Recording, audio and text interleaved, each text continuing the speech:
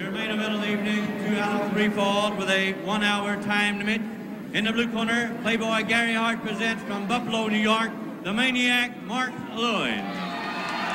Then across the ring, Yokohama, Japan at 245 pounds, J.J. Dillon presents Professor Tanaka.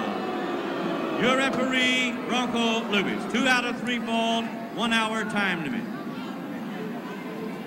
So now, with 2 out of 3 falls ahead of us, we are faced with the phenomenon of having 2 managers, each with the man whom they believe to be the ultimate champion, each of them particularly protective of their charges, each of them jealous of the other.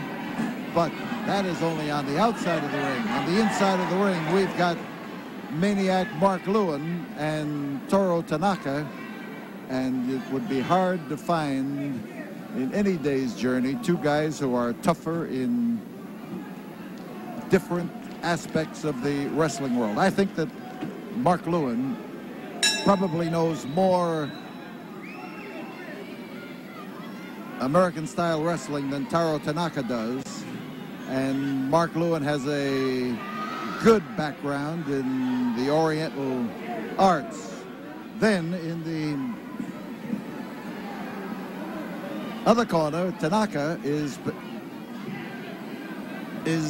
particularly good at the Oriental arts, but he is also pretty good at American-style wrestling. When I say pretty good, I'm not trying to belittle him. I'm trying to just weigh the different talents of the 2 individuals. Tanaka with his salt ceremony, or a variation of the ceremony that precedes sumo matches in Japan. But many Japanese take the opportunity in all matches to spread salt. On the outside of the ring, we have Gary Hart and James J. Dillon exchanging glances as Hart follows Dillon around. There you see them walking right behind us and surveying each other. Dillon here to my left, and Gary Hart closest now to Tanaka. Hart looking resplendent in his Brooks Brothers gray pinstripe, and Dillon here has already been to the ring twice tonight, once with Hito and once with Sakurada, and Mark Lewin is getting advice from Mark Lewin, and Lewin is telling Hart to sit down. Now there has been a lot of controversy going on between Gary Hart and Maniac Mark Lewin. Mark Lewin has had a taste of handling some of his own business affairs and doing his own thinking in the ring, and he now has taken the position that he wants to prove that he can live without Gary Hart. Whether Gary Hart can live without Mark Lewin is still a moot point. So Tanaka chopped at that turnbuckle. It hit solidly, but that hand of his is protected by a thickness of callus right along the outer ridge. Now the fans are getting behind Mark Lewin, or are they trying to rattle Mark Lewin? But you hear that dog-like barking going on all over the ring, and the barking is an indication of Mark Lewin's style. It's the way he lets off tension. It's the way he breathes, frankly. The head buried in the solar plexus, the hands behind doing the pulling, and that bullet-like head could slow up and stop Mark Lewin. But now Gary Hart walks along the Coliseum floor following James J. Dillon, and Gary Hart is upbraiding Mark Lewin because he almost got hit with a falling body that time. The body of Toru Tanaka. So it's again a bear hug, again a head buried in the midsection of Mark Lewin, and Lewin found the answer. That driving knee coming up there did it. Arm lock, standing arm lock, often known as the Japanese arm lock. In this case, it would be a Japanese arm lock under any circumstances because Tanaka is applying it. The professor now boring in close to Mark Lewin. And now we've got James J. Dillon on the outside, arousing the wrath of Mark Lewin, and Gary Hart telling, just trying to listen to their conversation, he was just telling Maniac Mark Lewin to pay attention to the man in the ring. He'd take care of the guy on the outside. At least that was the gist of the portion that I heard.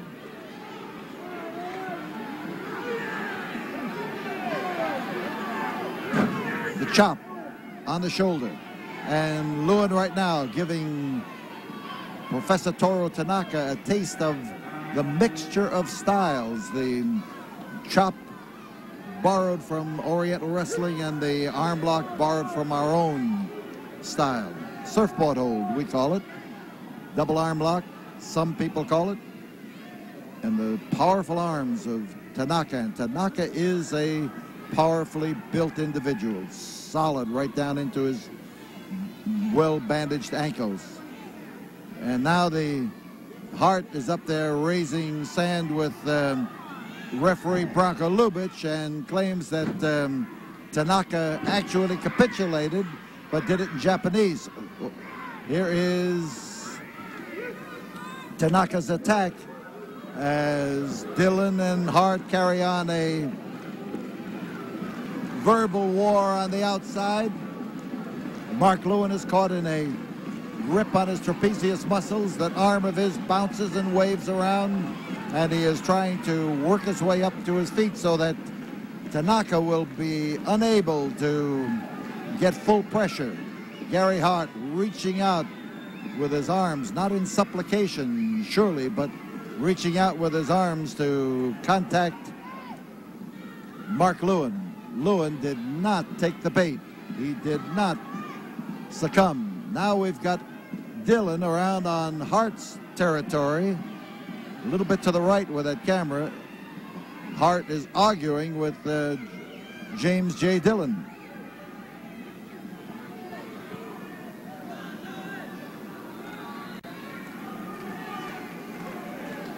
Hart, hand outstretched to Maniac Mark Lewin, and Lewin turns him down. He did not accept that outstretched hand, which might have enabled him to pull his way over to safety. You know, we're speaking of powerful physiques. Maniac Mark Lewin is one man who takes care of his body, who spends countless hours in the gym and is never out of shape. But right now, he is liable to run out of oxygen in the brain and pass out. The crowd is partly divided between watching the byplay on the outside, the exchange of words between Hart and Dillon. Now they're on opposite sides of the ring, so there will be little of that. And as Maniac took what Tanaka had to offer, you see him on top now, and he could get a fall. He's got a fall. Maniac Mark Lewin bounces in there with the solidness of his 245 pounds into the midsection of Toru Tanaka. He has scored the first fall in this 2 out of 3 fall match. And Gary Hart raises his hand as much as to say, we have scored a fall.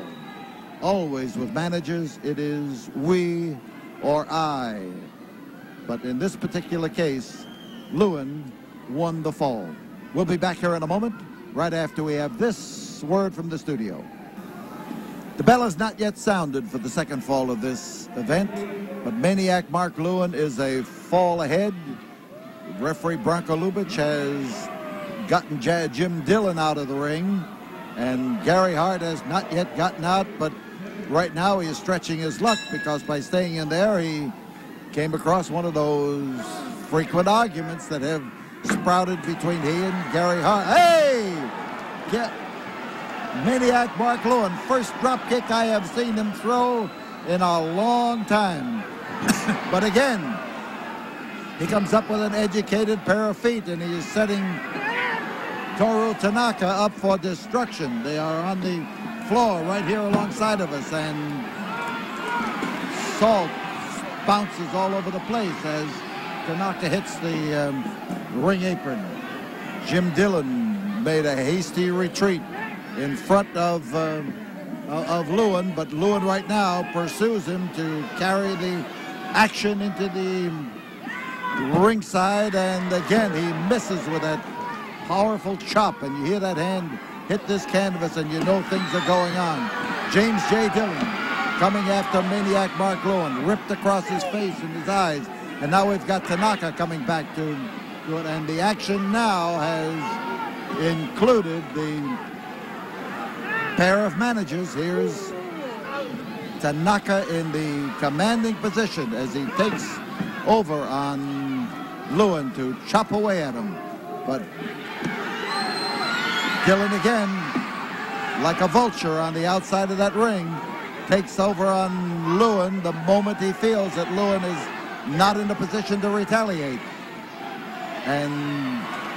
But right now, Lewin has his heart set on retaliation, and you see him chasing Jim Dillon, and he catches him.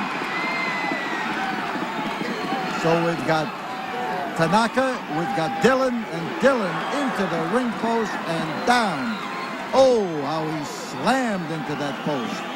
His head collided with it, and Lewin is back again, and he has chased Gary Hart away, and Dillon is bleeding. He hit this ring post with his head, and Mark Lewin is determined now to introduce him to the post again. We've got Dillon outside, but he's going to be inside shortly as Lewin paid no attention to Tanaka. He caught the bonsai bayonet in the throat and was blasted and dropped to the canvas.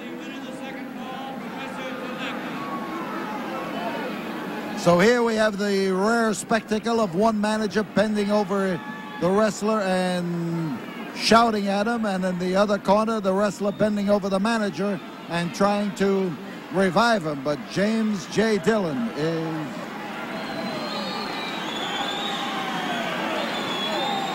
bleeding in the corner here. His head is bleeding from that blast into the... There he is, stretched out. He got a bad cut, and the second is opening up his shirt. Now the fans are getting behind Lewin.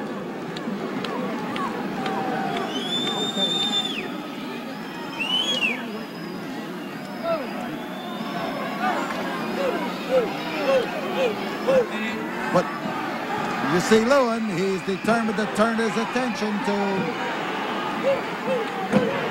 James J. Dillon. And Dillon is in the ring. There is no fall has been called yet, or rather no bell is rung yet to start this second fall. And so Dillon's being in the ring. His shirt is covered with blood, his suit is covered with blood, and his head is covered with blood as he kneels down here. And here we've got Mark Lewin is taking Gary Hart apart. Well, I'll be darned. Oh, here is the blasting temper of Maniac Mark Lewin as he pounds away at Gary Hart. Hart in the corner, and Gary Hart! He's got him right by the tie. He's got him right by the tie. Gary Hart! I don't want you anymore! Can't hear what he's saying. He's shouting something to Gary Hart. He's got Hart backed up against No! pulling him by the necktie. I want you to fire me! I want you to fire me now. He's at. Say it.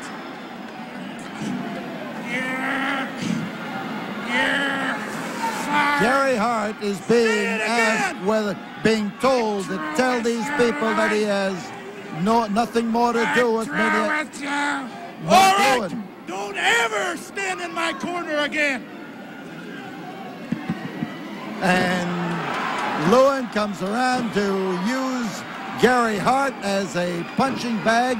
James J. Dillon is down and just about out. And here, Chino Hernandez has driven down into the ring. We've got the ring full of people. Oh!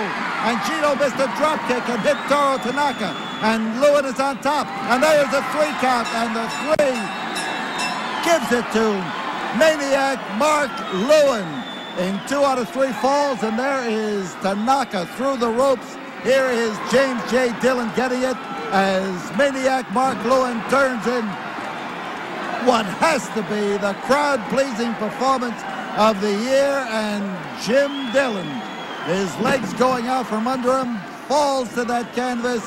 And there is the winner, Maniac Mark Lewin. What a tremendous and explosive end to the partnership between Gary Hart and Maniac Mark Lewin. There is the winner, and this crowd is in a frenzy as they cheer for Maniac Mark Lewin. Mark Lewin being the object of the affection of these fans, and a tremendous and explosive victory. Victory it was, because he's the man who had his hand raised. But Lewin now has ended a tormentorous association with Gary Hart, and in a manner that leaves no doubt about his intentions. We'll be back here in a moment, right after we have this. They're having the word first. Mark Lewin with all of his fans, and look at that. I'll be darned. Maniac Mark Lewin, perhaps a maniac no more, but he's a winner. We'll be back here in a moment after this word from the studio.